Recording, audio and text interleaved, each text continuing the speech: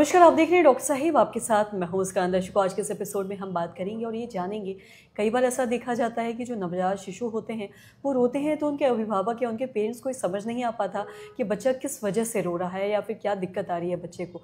आज हम इसी पे तमाम जानकारी लेंगे और साथ ही साथ हम ब्रेस्ट फीडिंग के बारे में भी बातचीत करेंगे। इसी पे तमाम जानकारी लेने के लिए आज हमारे साथ मौजूद है बिहार के जाने माने नवजात शिशु रोग विशेषज्ञ डॉक्टर श्रवण कुमार। सर नमस्कार, बहुत बहुत स्वागत है आपका। नमस्कार सर, आपसे जानना चाहेंगे कि अगर हम बात करें नवजात शिशु रोग के बच्चों की, तो कई बार ऐसा देखा जाता है कि जो नवजात बच्चे हैं वो रोते हैं तो उनके जो घर वाले हैं या पेरेंट्स वो समझ नहीं पाते कि बच्चा किस वजह से रो रहा है, क्या दिक्कत आ रही है, नींद नहीं आ रही है, खाना में दिक्कत है या कोई और दिक्कत आ रही है। तो कैसे ये उनके पेरेंट्स या अभिभावक समझ सकते हैं, थोड़ा विस्तार से बताएं। सही आपने कहा, रोना एक पूरे परिवार के लिए बहुत परेशानी की बात होती है और जब रोता है तो पूरा परिवार परेशान हो जाता है। और कभी कभी आपको देखते हैं बच्चा रात भर रो रहा है और पूरा परेशान है, पड़ोसी भी दुखी हो जाते हैं कि इतना बच्चा क्यों रो रहा है। तो अक्सर में होता है कि बच्चे को ज़्यादातर ये कोलिक होते हैं हल्के, जो बच्चे में इवनिंग कोलिक बोलते हैं, जो शाम के समय में बच्चों को थोड़ा सा पेट में गैस के कारण जो इवनिंग कोलिक होती है उसके कारण बच्चे रोते हैं। लेकिन रोना हर समय परेशानी वाला काम का नहीं होता है। रोना में बच्चा क्या तो उसको माने कोई नैपकिन गीला हो गया है, चाहे उसे भूख है तो भूख की बात हो, लेकिन कभी कभी भूख पिलाने के बाद भी रो रहा है।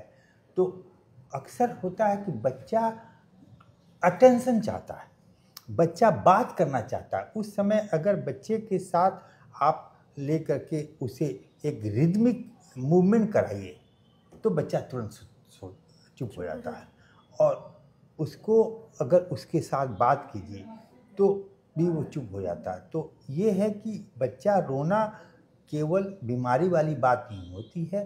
अगर बच्चा को रोने के साथ साथ अगर बच्चा का ब्लू हो जाता है, चाहे उसको बच्चे का सांस में दिक्कत होती है, तब उसको ज़रूर ही यह डेंजर साइन है और किसी भी नवजात शिशु के पास जाकर के इसका कारण जरूर जानना चाहिए।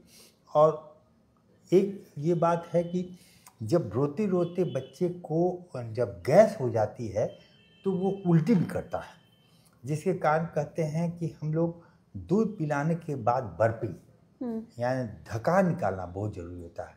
ढकार में होता है कि अगर दूध पिला करके हम लोग बच्चे को कंधे पर रख करके पीठ सहलाएं, जो ऊपर से नीचे करें चाहे नीचे से ऊपर करें उससे कोई फ़र्क नहीं पड़ता है, लेकिन बच्चे को थोड़ा सहलाने से बच्चे के पेट में जो गैस होती है वो निकल जाती है और बच्चा आराम से सो पाता है।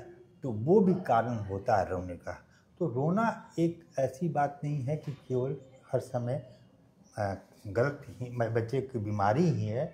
बच्चा अगर माँ का दूध पी रहा है और बच्चा को एक मैं इसके ऐड करूँगा, अगर माँ का दूध पी रहा है, बच्चा रो रहा है, बच्चे का वज़न बढ़ रहा है, तो 90% बच्चा ठीक है। अगर बच्चे को उल्टी भी हो रही है, चाहे उसे डायरिया या लूज मोशन भी हो रहा है, कहते हैं ये 7 दिन में एक बार, एक दिन में 7 बार अगर पतला पखाना हो रहा है और बच्चा का वज़न बढ़ रहा है तो अभी आपको कोई चिंता की ज़रूरत नहीं है, बच्चा नॉर्मल है। तो इसलिए मेरा एक सबसे ज़्यादा इम्पोर्टेंट है माँ का दूध पिलाना और बर्पिंग यानी ढकार निकालना बहुत ज़रूरी है। जी सर, बहुत बहुत शुक्रिया तमाम जानकारी देने के लिए। तो आशा करते हैं दर्शकों की जो तमाम जानकारी है आपके लिए लाभदायक रही हो। तो आज की इस वीडियो में इतना ही। अगर आपने अब तक हमारे चैनल को सब्सक्राइब नहीं किया तो तुरंत कर लिए, साथ ही हमारे फेसबुक पेज को लाइक करें। वीडियो देखने के लिए आपका धन्यवाद।